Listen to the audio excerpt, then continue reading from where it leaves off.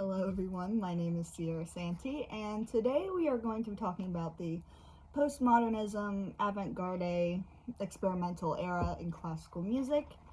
This era is kind of a little hard to talk about. There's a lot more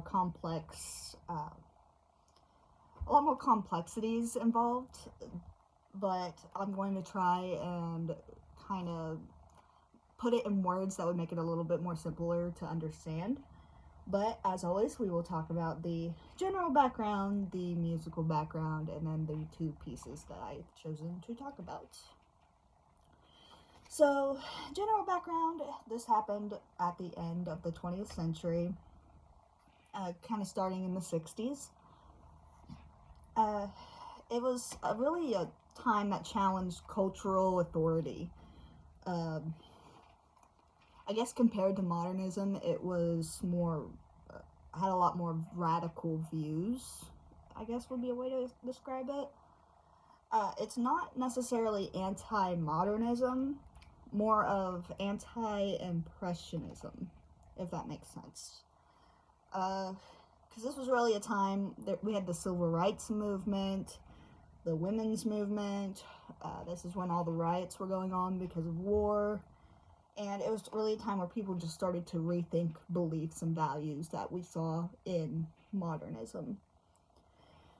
The music of this time, it's interesting. It's very, very interesting, I must say. It's not necessarily my favorite time, but I will explain to you what really goes on and generally what music of that time was like.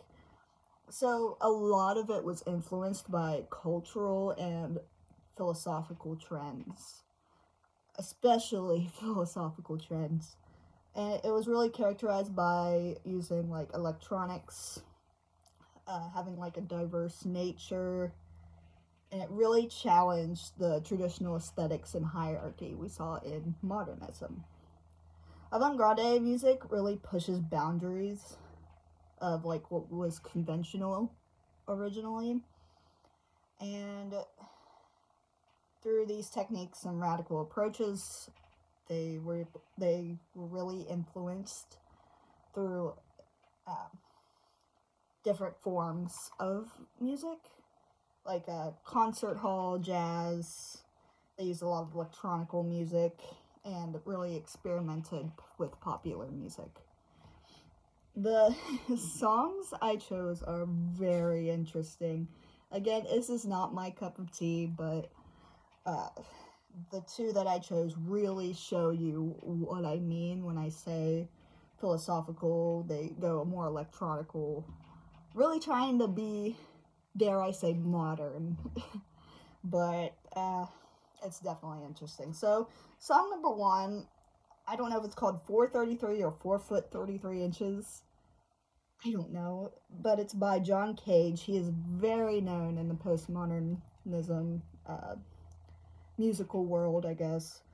The song itself was composed August 29th, 1952, so it actually kind of happened before postmodernism. Maybe this was kind of a step into postmodernism, I guess. This is a 3-movement composition where they do not play their instruments for a good set long period of time. What they want with this song is for you to sit and listen to what's going on around you. So not necessarily an instrument playing, but the noises. You can hear people breathing, fidgeting in their chairs, maybe whispering to each other. That's what this is all about. And to make it understandable, he really believed that any form of audibility would be considered music, and he really wanted to show this to everyone, I guess. It was also being influenced through his studies of Zen Buddhism. Now, me personally, if I I paid to go watch a concert and a man just walks up to a piano and sits there expecting us just to listen to what's around us, I don't know how happy I would be. This song really does have a lot of controversy behind it. But, I mean, to be honest, I understand what he was going for. It's just weird. It's a very weird take. But my song 2 actually has instruments in it. It's called Réponse by Pierre Boulez.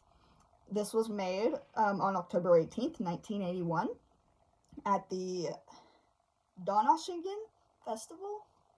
Not sure what that is, but... And this song really uses a lot of the technical advances that we see in postmodernism music. And the song itself composes with 6 soloists, which you have someone on a harp, cymbalum, vibraphone, a glockenspiel, which is a xylophone, and they have 2 pianists. And then the rest is basically live electronics that they had, that they started like using for experimental purposes through music. This, though, it's okay. There's actually music being played. Just when I listen to it, I think about like a bee or a fly just buzzing around your head the whole entire time. I guess kind of like the flight of a bumblebee, I think's what the song is called. But yeah, the 2 pieces are very interesting. It's a very interesting time for music. Very, very experimental. So I hope that you guys understood what I was talking about, and I hope you all have a great day. Thank you.